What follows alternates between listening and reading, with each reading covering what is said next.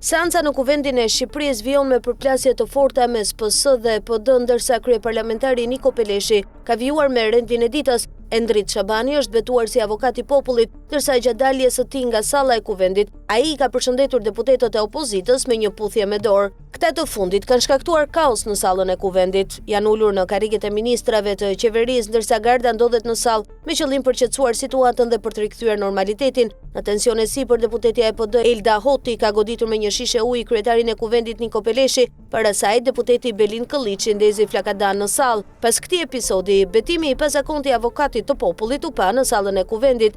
Mes thirrjeve dil për jashtë, zhurmës dhe përplasjes me gardën, kryeparlamentari Niko Peleshi ka lexuar fjalët e betimit të Endrit Shabanit, teksa ky i fundit në largim i dha një puthje opozitarëve që i dhan firmat atij e më pas u tërhoqën. Më tej, deputeti Klevis Balliu është përjashtuar nga seanca plenare.